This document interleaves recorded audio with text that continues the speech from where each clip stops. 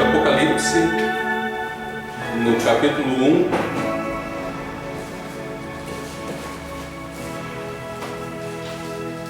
no versículo 17. E eu, quando ouvi, caí a seus pés como morto, e ele pôs sobre mim a sua destra, dizendo: não temas, eu sou o primeiro e o último.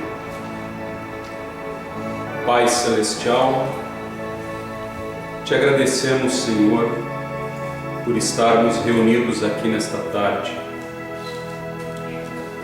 Muitos deixaram o seu lar para poder estar aqui e cultuar a Ti, Senhor. Eu sei que só os que creem Te ouvirão, só os que creem Te verão, e só os que creem Te adorarão.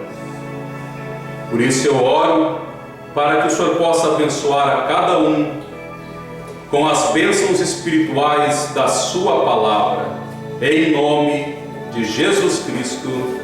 Amém. Mude sua visão.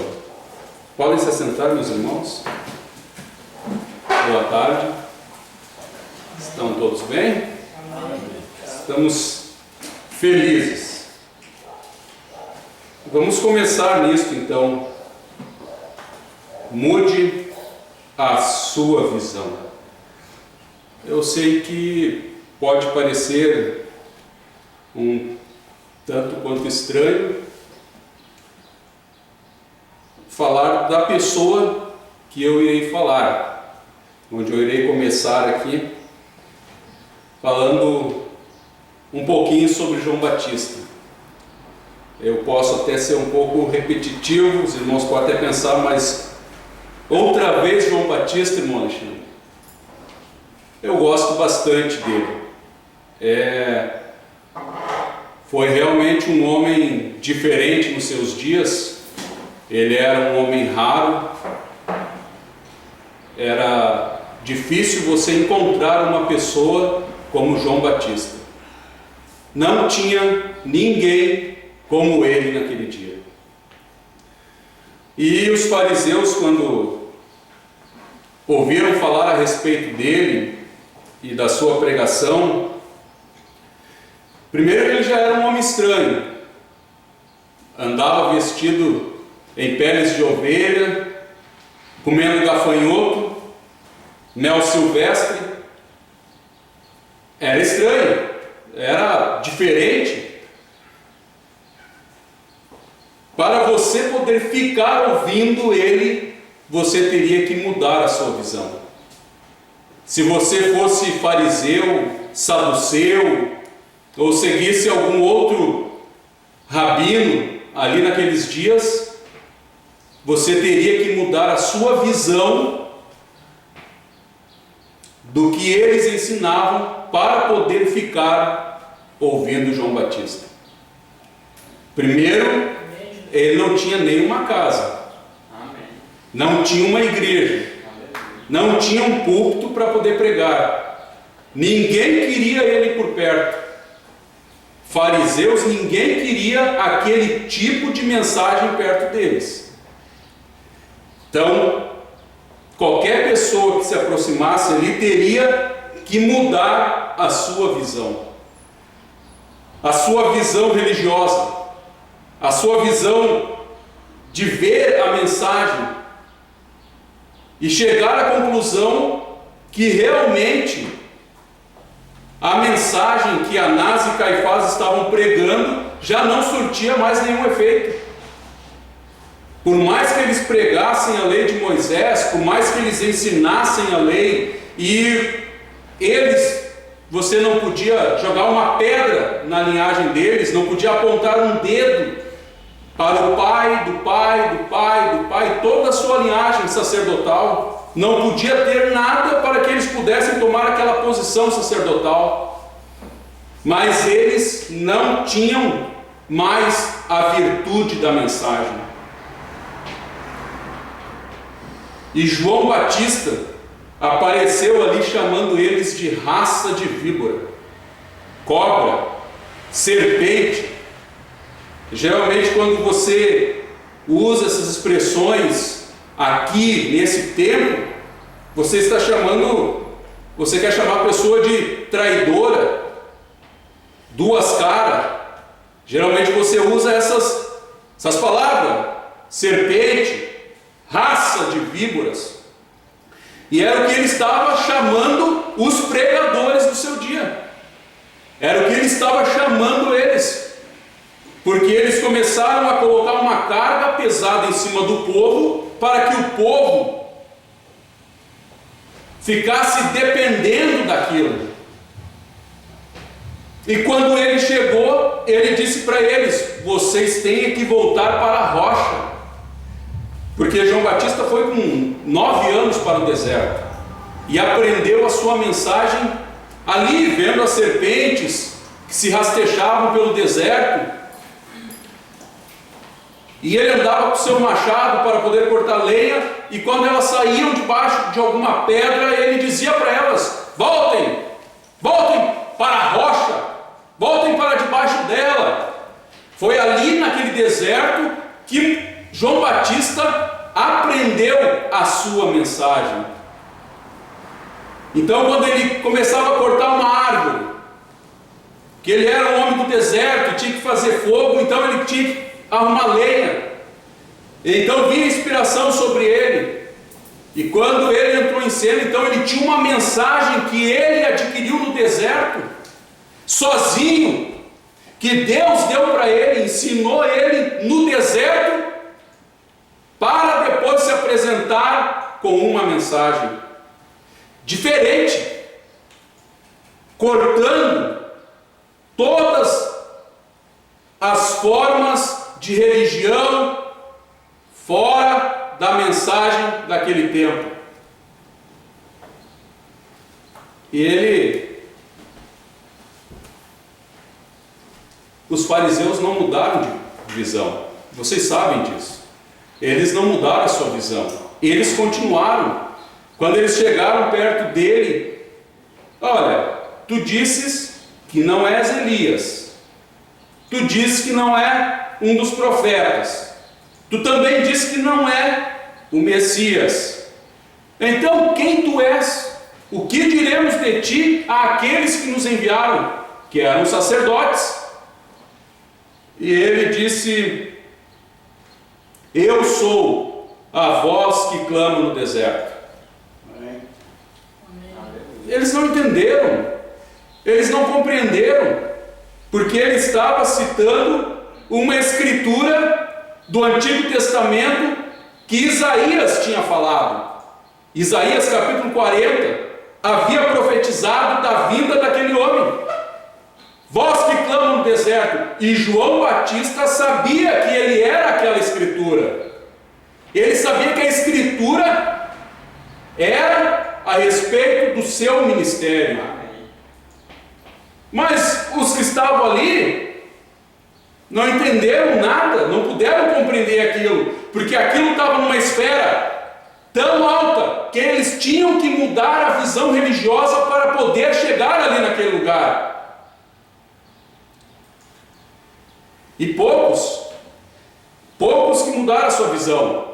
E esses que mudaram a visão na mensagem de João Batista passaram para o ministério de Jesus. Quando Jesus entrou em cena, que João Batista disse que convia que ele diminuísse e ele crescesse, disse também que ele não era digno de desatar as suas sandálias. Disse: ó, tem um no meio de vós.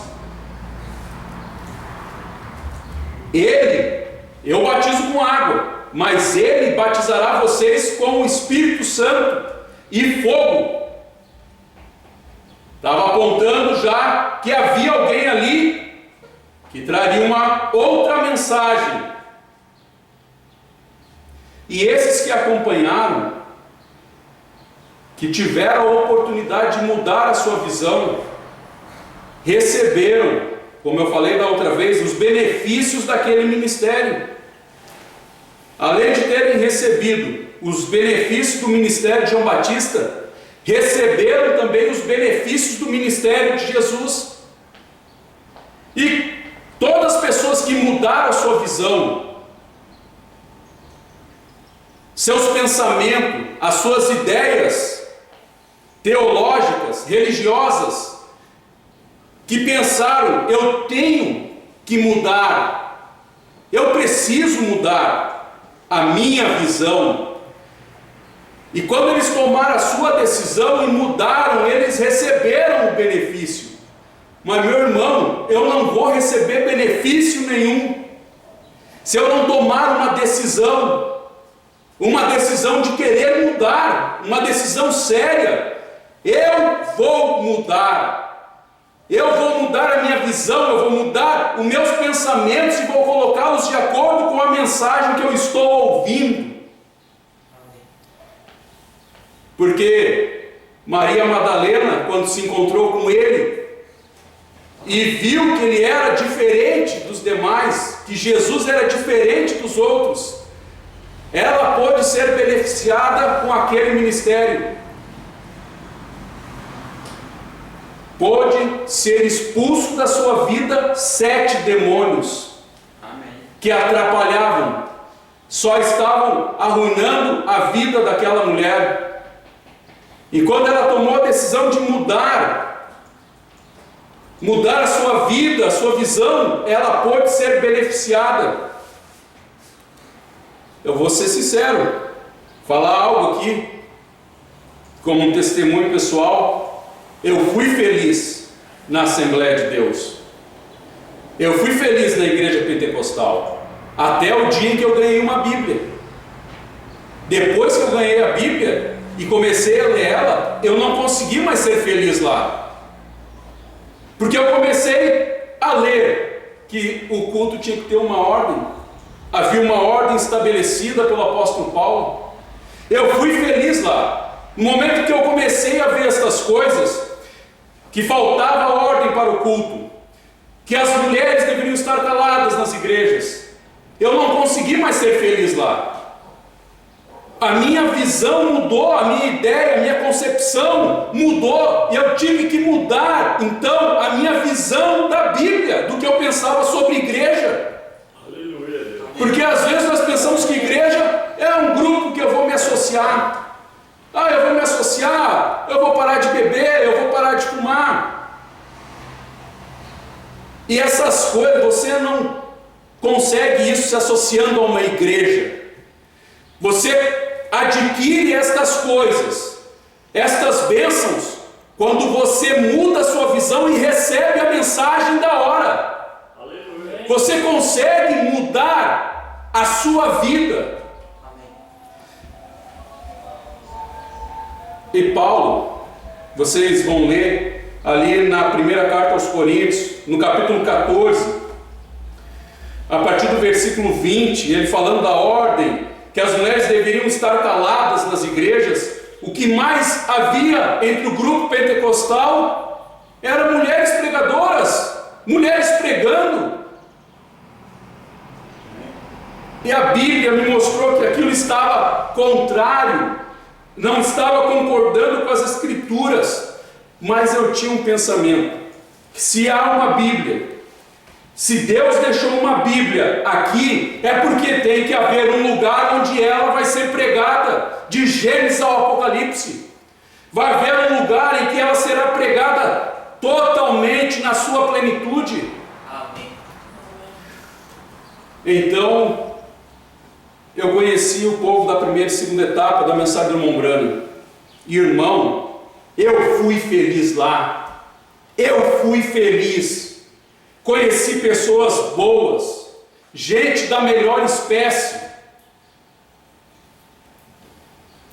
Conheci o batismo bíblico de Atos 2,38. Fui batizado nele. Arrependei-vos e cada um de vós sejam batizados no nome de Jesus Cristo para remissão e perdão dos pecados.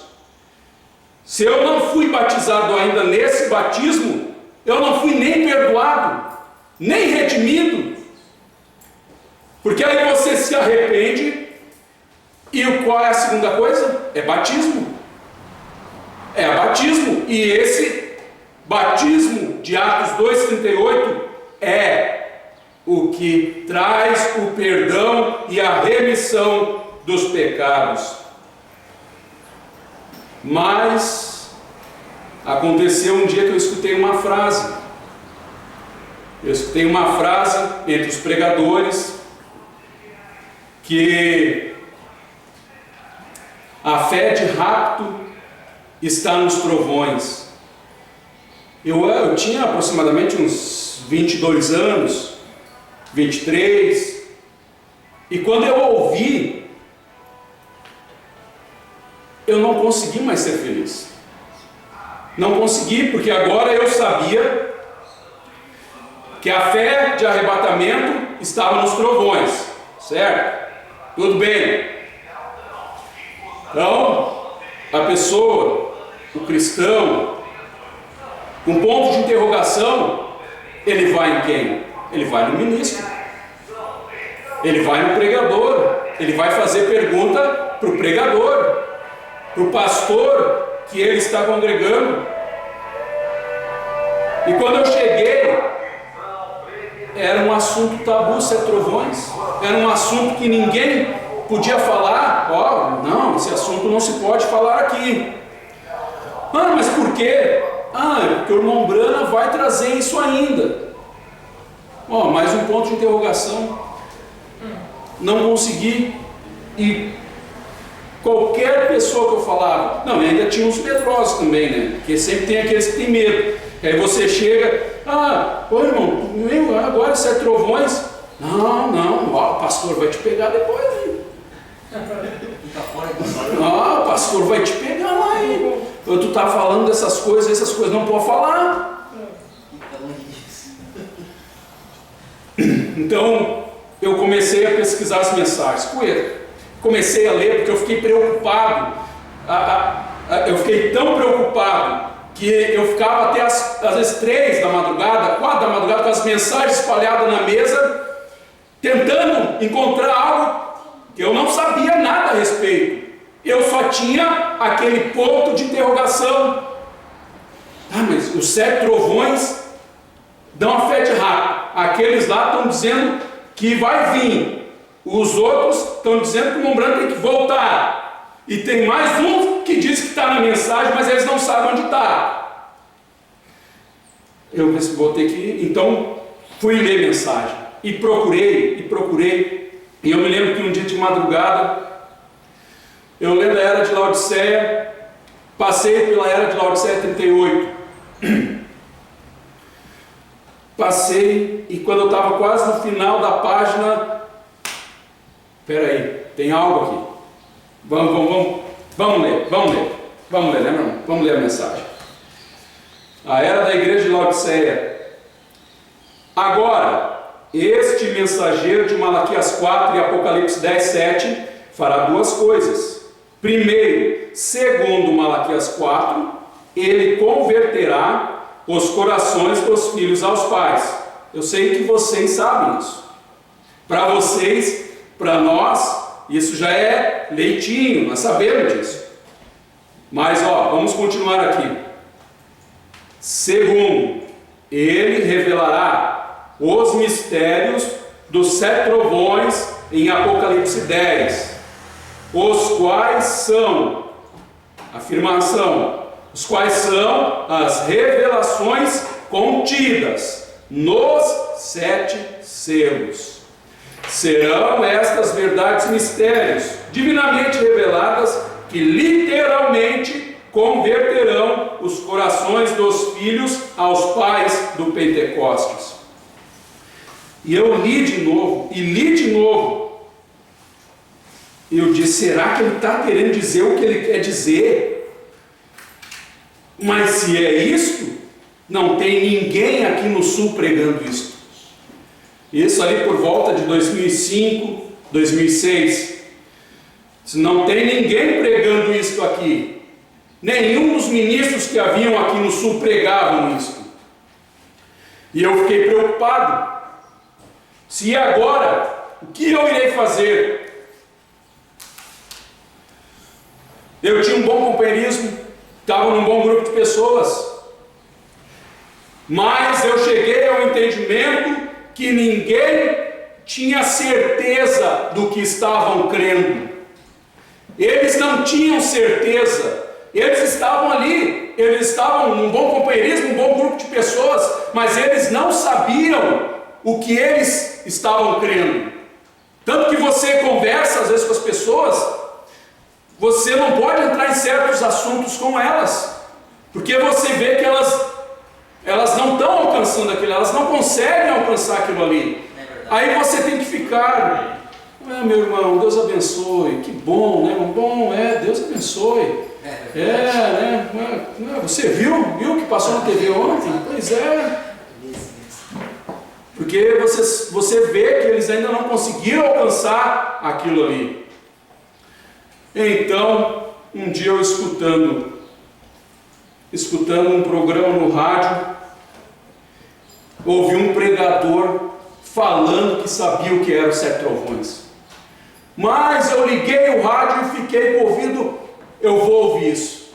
E ouvi. O homem, ele pegou o Desvelar de Deus e começou a ler o Desvelar de Deus. E eu acompanhei a leitura com ele, vou ler junto, vamos lá, pregador. E ele começou a ler, e eu já tinha lido aquela mensagem umas 3, 4 vezes, e eu nunca li aquilo que ele leu naquela noite, que eu estava acompanhando ele.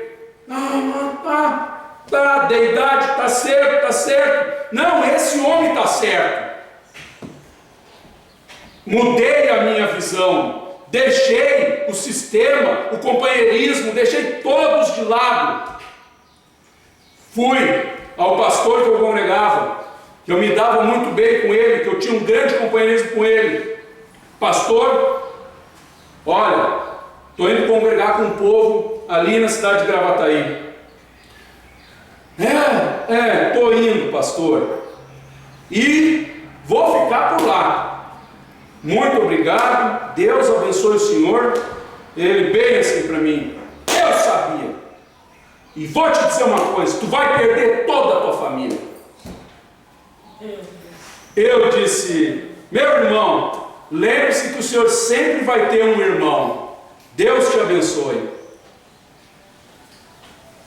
É estranho, é difícil quando você vê um pregador falar algo assim para você, porque a Bíblia diz que se você não deixar pai e mãe, se você não deixar família, você não deixar isso, todos nós, quando viemos, quando recebemos a mensagem, nós sabemos que vamos nos separar. Isso eu sabia lá no Pentecostes, lá no pentecostalismo, eu sabia que eu não podia ter certos companheirismos, não poderia andar com certas pessoas. Amém.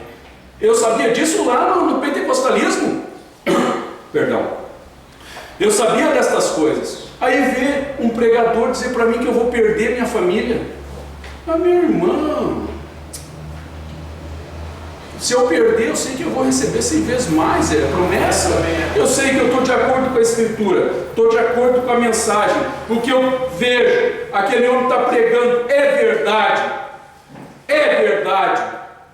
Não, vou seguir ele, vou mudar minha visão. Amém. Vou mudar, eu vou deixar de crer, porque você viu que 7 trovões já estão revelados. Você sabe disso, nós sabemos disso, mas tem pessoas que ainda não sabem que os 7 trovões são as revelações contidas nos 7 selos. E quando alguém diz isso, surge um ponto de interrogação. Então me diz, irmão, qual é o novo nome? Meu irmão, o irmão Brana disse que o HM faz parte do nome de Deus. O HAM faz parte do nome de Deus. Vocês poderão ver que ele sempre falava de Billy Graham, Oral Roberts. Mas quando ele falava de Billy Graham, ele dizia: vocês viram o seu nome, um grande nome de Deus, uma grande mensagem, mas veja o seu nome.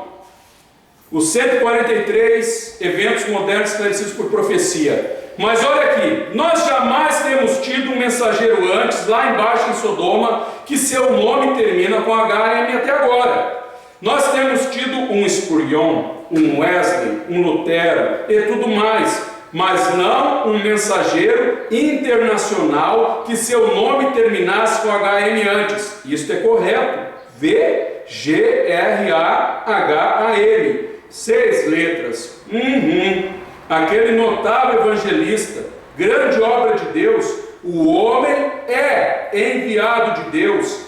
Ele tem recebido aquela justificação tão perfeita, tão perfeitamente, e ele move a nação com isso.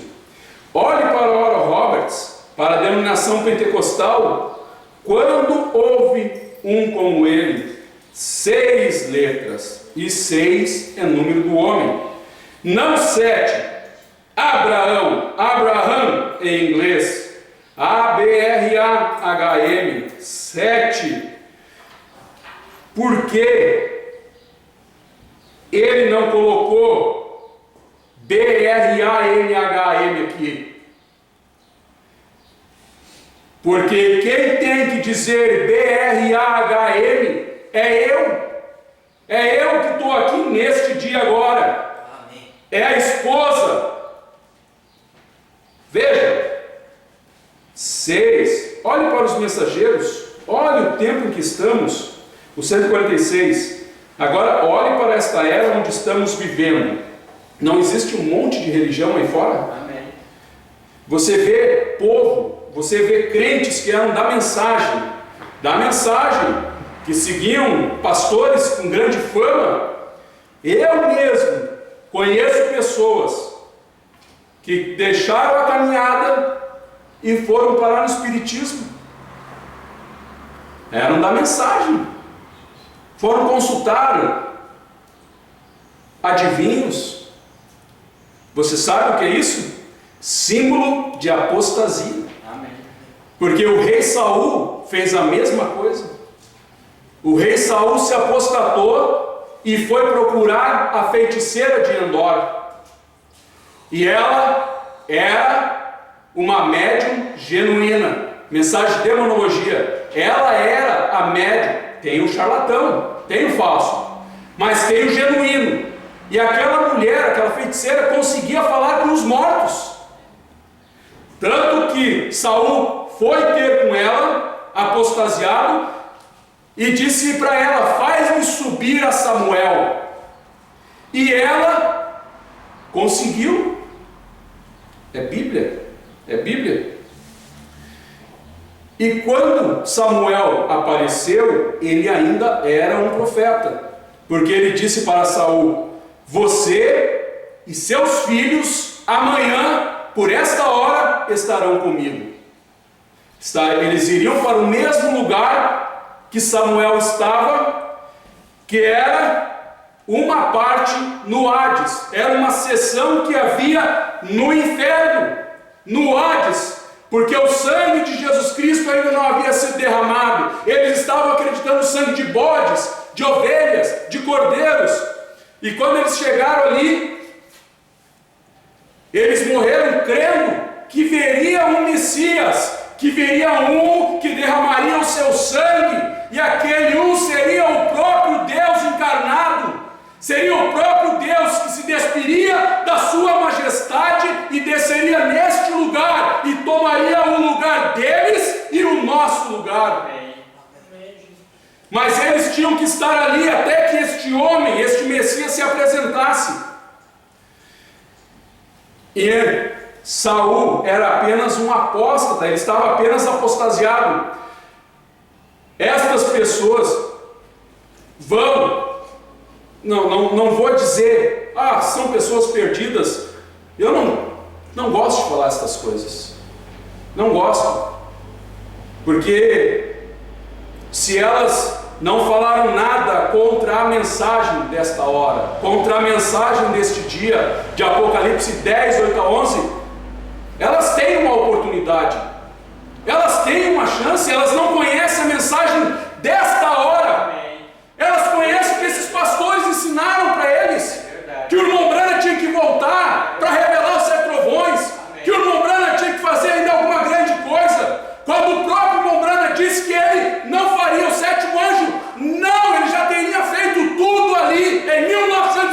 33, na abertura dos 7 selos. Aleluia.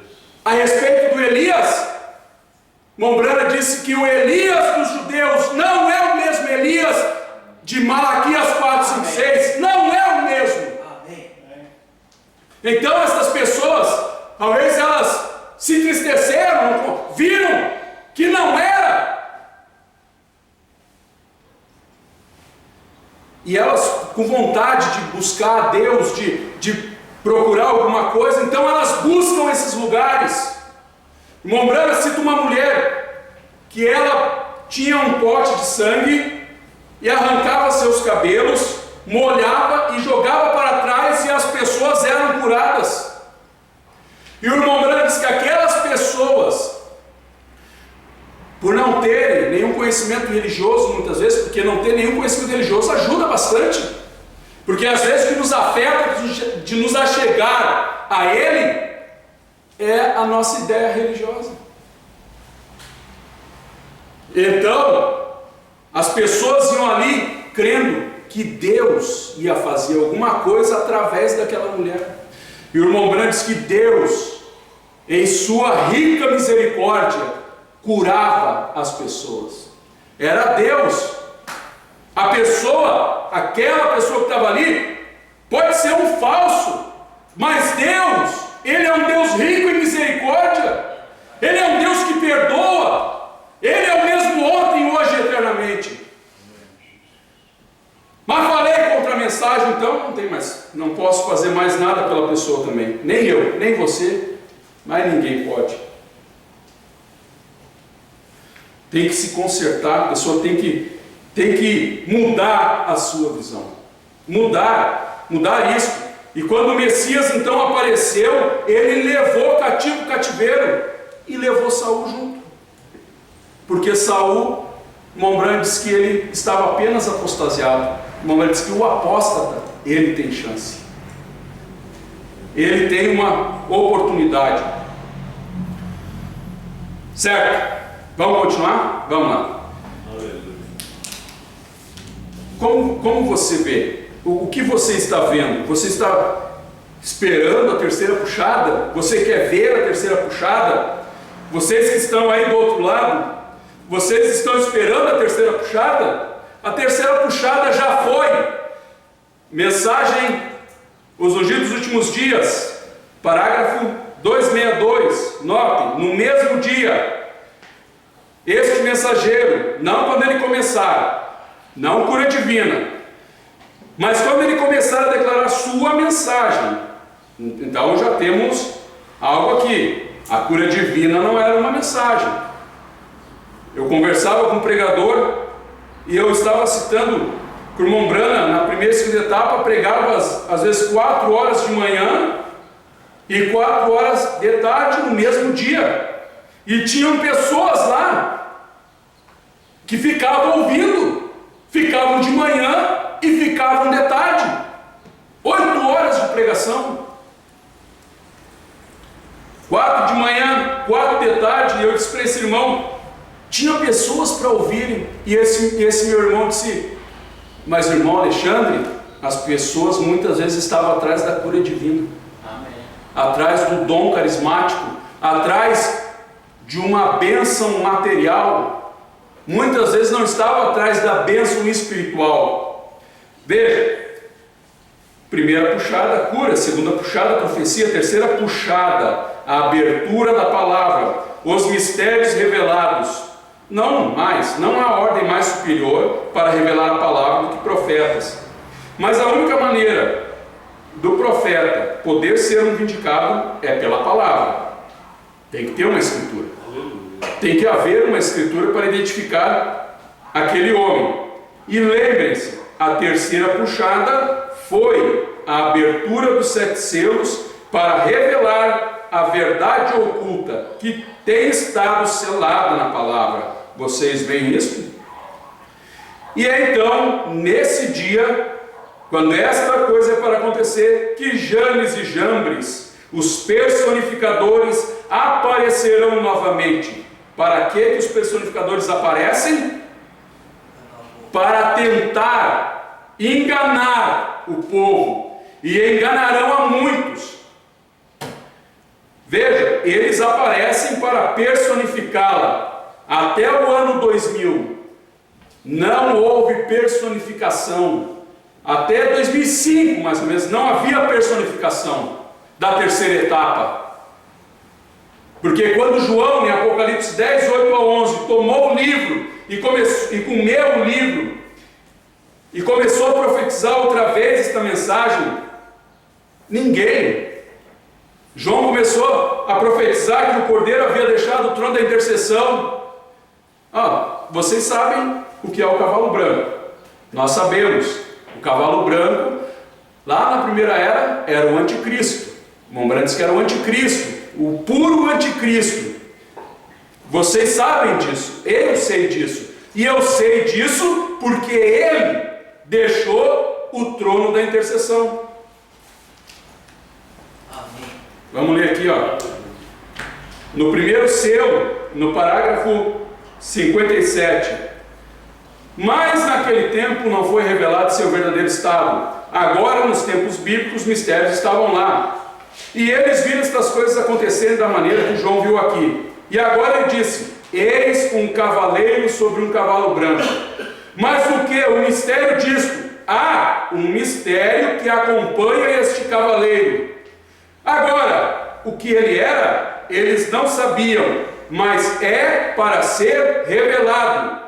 Mas é para ser revelado depois do Cordeiro deixar o trono do Pai de sua intercessão como parente redentor. Aleluia.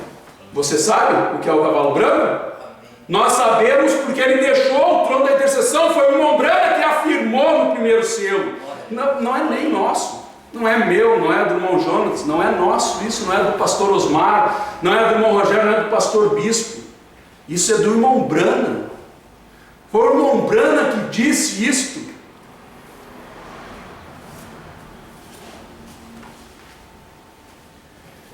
Então veja, o que acontece? O personificador vem para tentar corromper a pessoa daquilo que ela já tem crido. Porque eu, na primeira e segunda etapa, soube que havia um profeta, mas eu não sabia o que era a sua mensagem, não sabia o que ele tinha que revelar, o que ele tinha que fazer. Sabia do batismo em nome de Jesus Cristo, sabia das doutrinas que foram restauradas, como Santa Ceia e essas demais coisas, mas eu não tinha a visão de arrebatamento, eu não tinha visão de 7 trovões, eu não tinha visão do novo nome, eu não tinha esta visão. Eu tive que mudar a minha visão. Vocês têm que mudar a visão de vocês. Vocês têm que pegar as mensagens e lerem as mensagens. Amém. E se você quiser ir perguntar para o seu pastor sobre esses parágrafos, vá.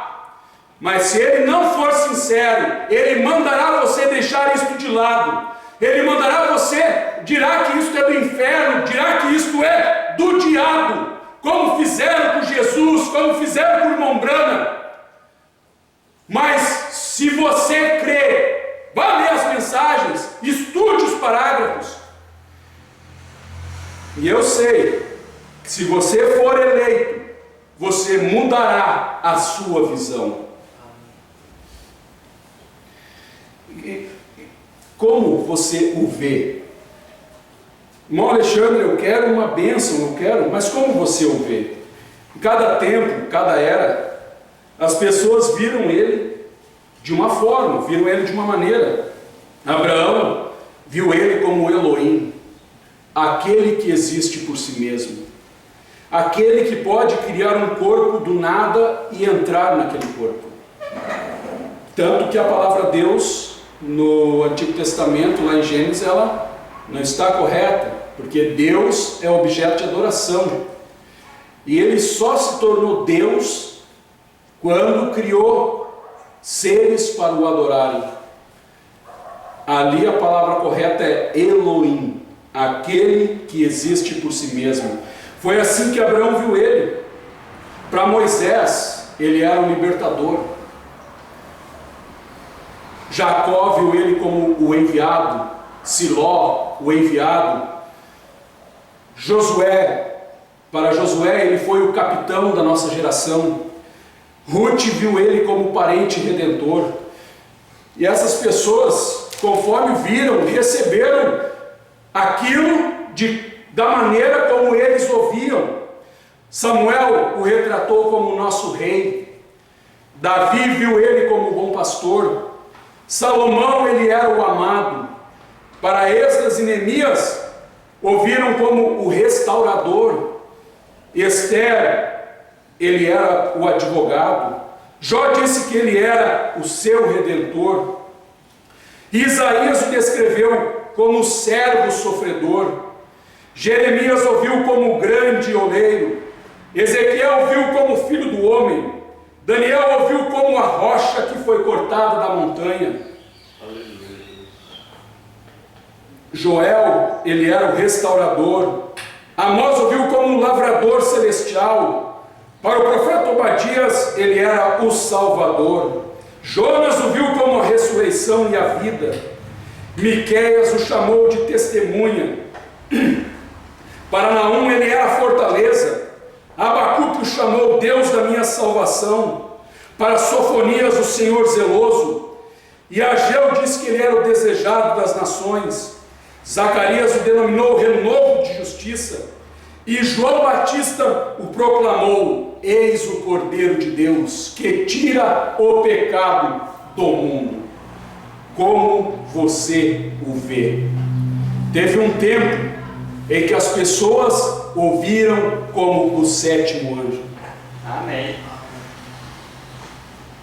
Mas eu, hoje, o vejo como João, que tomou o livro, comeu e profetizou outra vez. Amém. João, e fui aonde?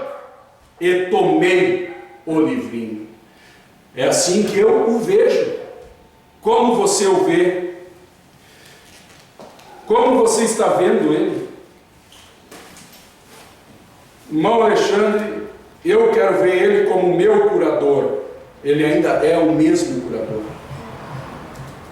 Eu não preciso, ninguém mais precisa orar por você para você ser curado.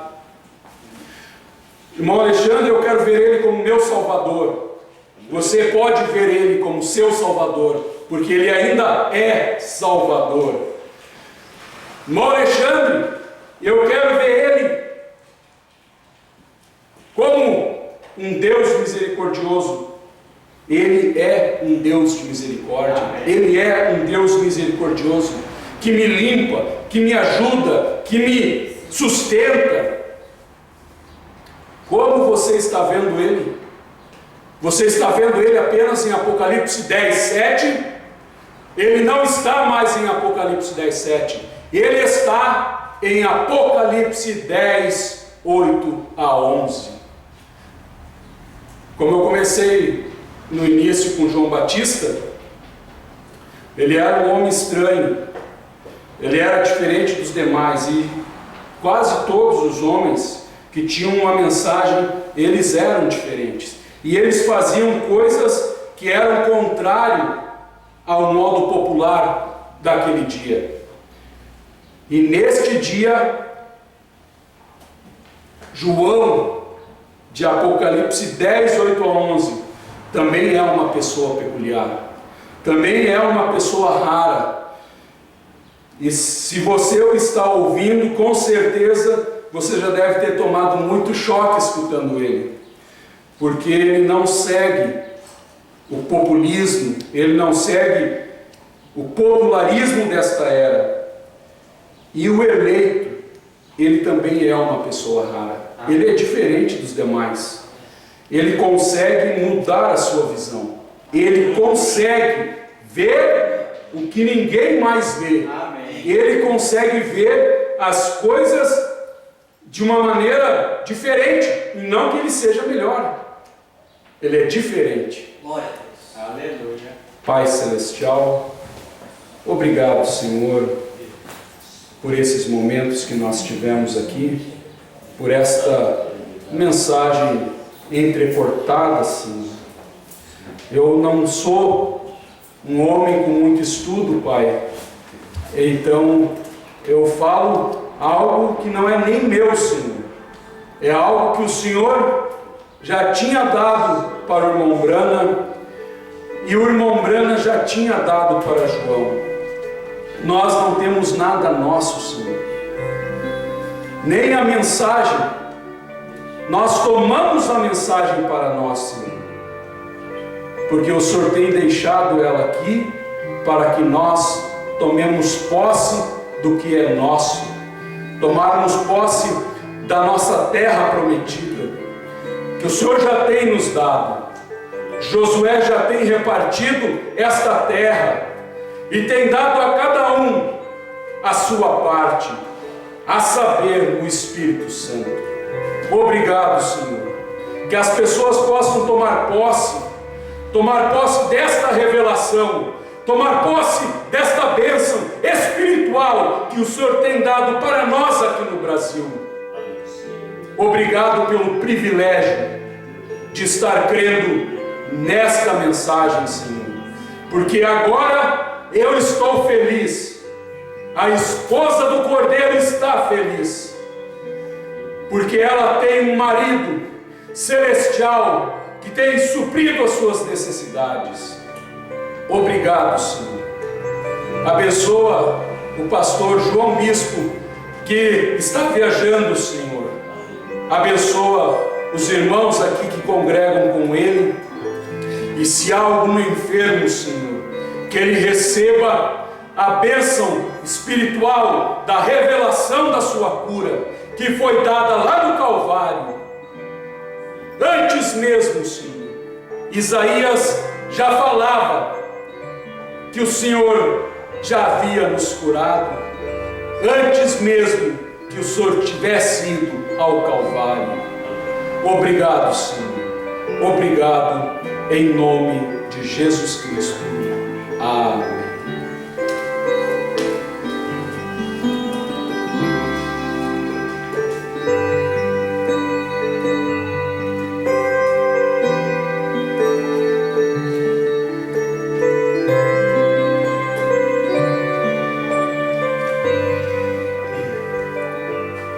Vocês que estão nos ouvindo aí do outro lado, ou que irão escutar esta mensagem ainda, e você deseja ser batizado em nome do Senhor Jesus Cristo, procure os irmãos aqui do Tabernáculo Brana, Sapucaia do Sul, o pastor João Bispo dos Santos, converse com ele, e eu sei que ele vai ter o maior prazer de poder batizar você, e você vir congregar com este povo bom, um povo diferente, não melhor, um povo diferente.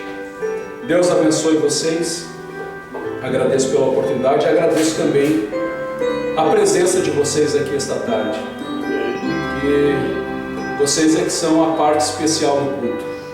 É o pregador, mas se não tiver quem escute o pregador, eu ia estar aqui de qualquer maneira, mesmo que não tivesse ninguém, eu teria vindo igual. Mas obrigado pela presença de vocês aqui. Certo, meus irmãos? Deus abençoe.